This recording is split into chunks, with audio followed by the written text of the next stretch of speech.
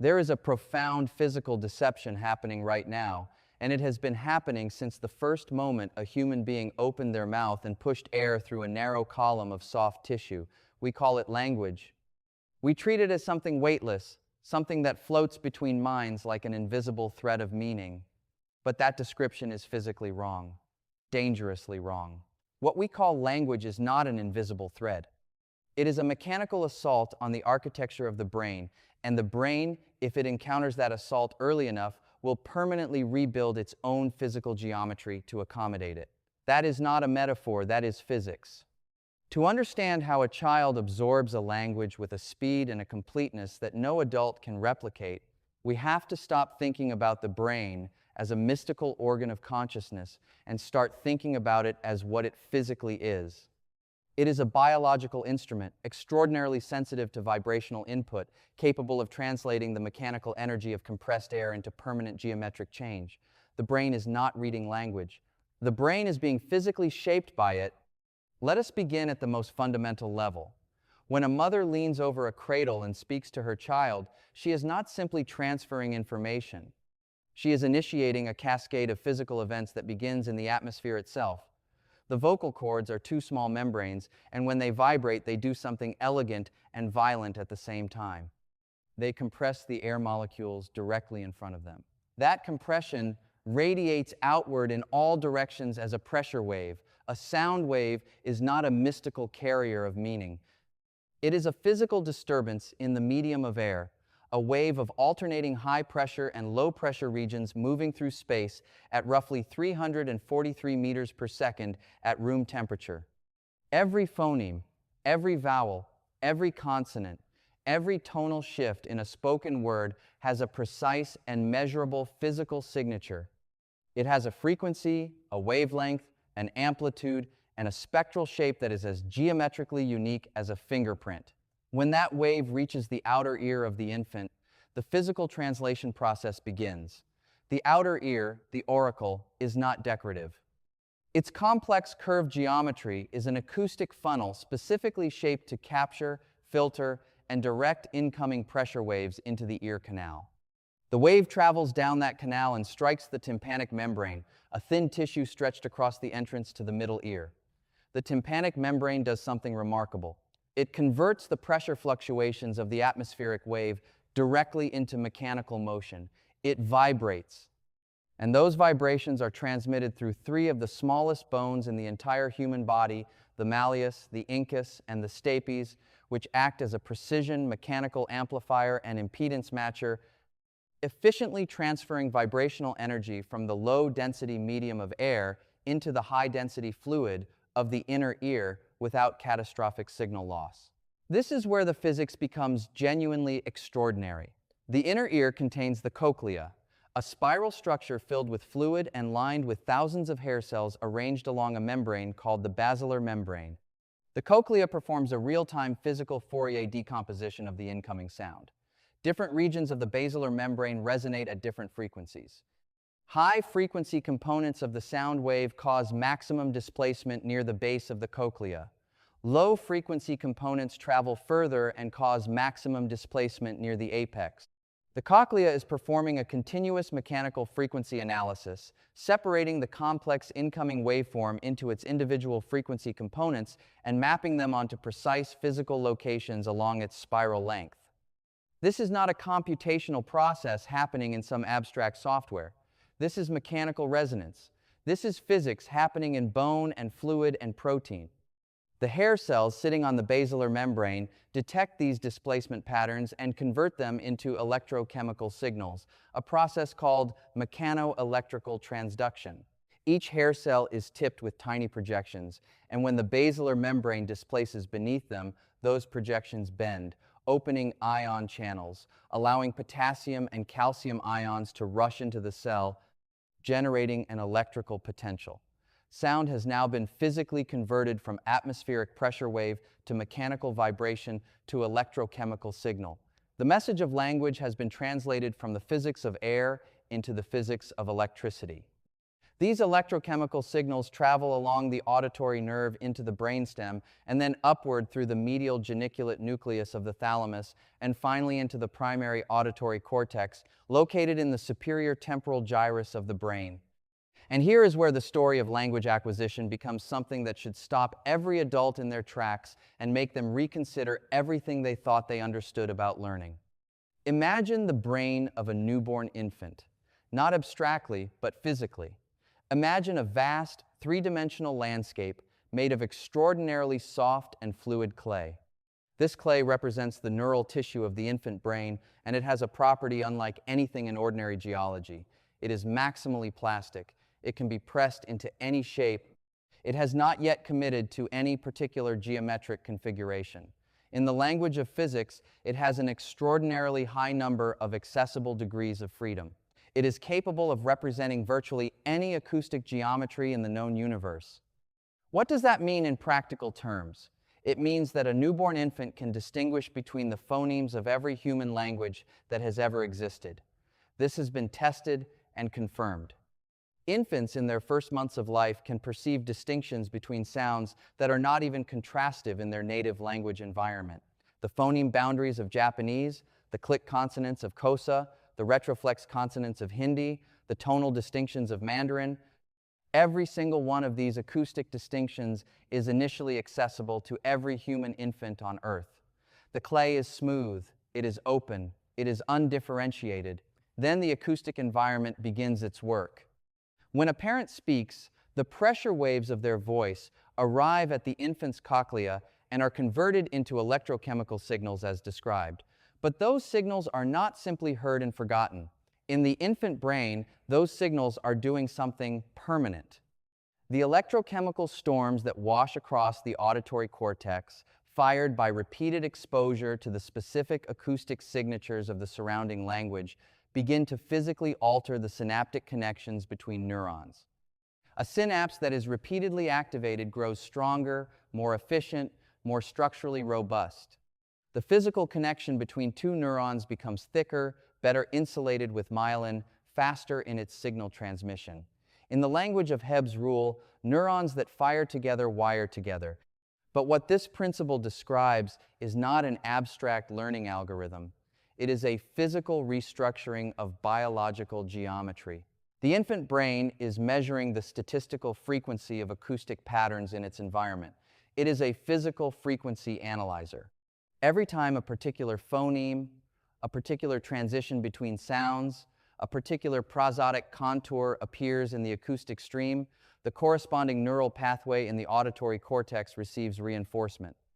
The clay is being pressed, slowly and persistently, into a specific shape, the shape of the surrounding language. The geometry of the acoustic waves flowing through the environment is being physically carved into the neural topology of the brain. Deep rivers and valleys are forming in the clay, channels that route electrical signals with extraordinary precision along pathways that correspond to the most common acoustic patterns of the native language. This process is active and competitive. It is not gentle. The neurons compete for synaptic resources. Pathways that are rarely activated begin to weaken. The synaptic connections that represent acoustic distinctions not present in the surrounding language environment gradually lose their structural integrity. This is the process known as synaptic pruning, and it is one of the most aggressive optimization processes in all of biology. The brain is not simply adding new connections. It is simultaneously destroying old ones with ruthless mathematical efficiency. It is eliminating degrees of freedom. It is collapsing its own acoustic universe down to the specific geometric subspace required by the native language. Here is where a physicist cannot help but reach for a powerful analogy. In string theory, one of the most fascinating and unsettling concepts is that of dimensional compactification. The mathematics of string theory requires the existence of additional spatial dimensions beyond the three we perceive, and one of the central challenges of the theory is explaining why we do not experience those extra dimensions directly. The answer, in many formulations, is that those extra dimensions have collapsed. They have compactified down to scales so small that they are physically inaccessible to any probe we can construct. The universe, from our perspective, has fewer dimensions than it actually possesses, because the remaining ones have been geometrically sealed off. What happens to the infant brain during the critical period of language acquisition is a precise biological parallel to dimensional compactification. The infant brain begins with an extraordinarily high-dimensional acoustic space, capable of representing all possible phonemic distinctions. And then, through relentless synaptic pruning driven by environmental acoustic input, that high-dimensional space undergoes a localized geometric collapse. The dimensions that were never activated, the neural pathways that were never reinforced by the native language environment, are mathematically eliminated from the accessible architecture of the brain. What remains is a beautifully, ruthlessly optimized low-dimensional space, perfectly engineered to process one specific acoustic geometry. The clay has hardened into stone. And this is the physical explanation for why adult language learning is so fundamentally different from infant language acquisition. When an adult attempts to learn a second language, they are not facing a challenge of insufficient intelligence or insufficient motivation. They are facing a challenge of physical geometry. The acoustic space of their brain has already undergone its compactification.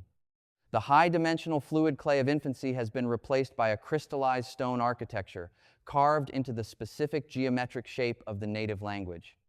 The new language arrives as pressure waves, is converted to electrochemical signals, and then encounters a neural grid that was physically optimized to route signals of a completely different geometric character. Phonemes that do not exist in the native language fail to find natural channels in the hardened architecture. The brain attempts to route these new acoustic signals through existing pathways, which is why adults perceive foreign phonemes as resembling the closest native phoneme rather than as a genuinely distinct sound. The acoustic wave is being physically forced through a stone grid that was engineered to reject it, and the grid wins. You hear the closest available channel, not the actual sound. This is not a failure of attention. This is a geometric inevitability arising from the physical structure of a pruned neural architecture. Consider the famous distinction between the Japanese phonemes corresponding roughly to the English sounds of R and L. These two sounds have distinct acoustic signatures. They differ in their formant transition patterns, in the rate at which the resonant frequencies of the vocal tract change over time. For an English speaker, these two acoustic geometries map onto two distinct, well-established neural channels. The distinction is deeply carved into the stone. For a native Japanese speaker whose acoustic space compactified around a language that does not treat these sounds as distinct phonemes, there is no separate channel for each. The two acoustic geometries both flow into the same neural valley. The distinction is physically invisible to the hardened architecture, not because the ear cannot physically detect the pressure wave difference, but because the neural processing pathway downstream of the cochlea has no geometric structure to separate them. The critical period for this compactification is not a sharp cliff. It is more accurately described as a progressive phase transition. Between birth and roughly 6 months of age, the infant brain is in its most maximally fluid state.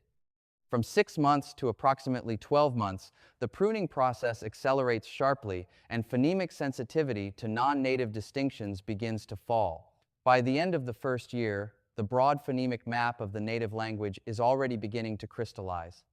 Between ages 2 and 5, the syntactic and prosodic layers of the native language are being physically incorporated into the architecture at a rapid pace. The window through which a second language can be acquired with native-like precision narrows continuously, and by the onset of puberty, the process of compactification is largely complete for most aspects of phonology. The mathematics behind this is not arbitrary. It reflects a fundamental trade-off in any physical system between flexibility and efficiency. A system with many degrees of freedom is flexible. It can represent many states, but it is computationally expensive to maintain and slow to operate. A system that has undergone compactification into a lower dimensional space is far more efficient. It processes familiar inputs at extraordinary speed with minimal energy expenditure. The pruned adult brain processes its native language with an automatic, nearly effortless fluency precisely because the geometric architecture of the neural processing pathway is a near-perfect physical match for the acoustic geometry of the language. The signal finds its channels instantly. There is almost no routing computation required. The stone has been carved so perfectly for one specific river that the water flows through it with essentially zero resistance. This is the physical reality that we call a native speaker. And the implications of this reach further than language. If the acoustic environment of early childhood physically shapes the geometric architecture of the neural processing system, then what we understand as cognitive style, perceptual sensitivity, even certain aspects of how we categorize reality may be, in part, physical reflections of the acoustic and sensory geometry of our earliest environment. The brain is not a blank slate in the passive sense of a neutral surface waiting to be written upon. It is a physical instrument that actively measures its environment, computes the statistical geometry of the incoming sensory signal, and physically restructures its own hardware to mirror that geometry. We do not simply learn our native language in the way a computer learns a new program. We become a physical instantiation of it. The geometry of the sound waves that surrounded us in our first years of life is not merely stored in our brain. It is carved into its architecture. It is the architecture. Language is the most intimate and violent physical sculptor of the mind that nature has ever produced. And every human child sitting in a room where a language is being spoken is undergoing, invisibly, silently, and with absolute physical inevitability, a permanent geometric transformation of the most complex structure in the known universe. The soft clay is being shaped, and once it hardens, it remembers.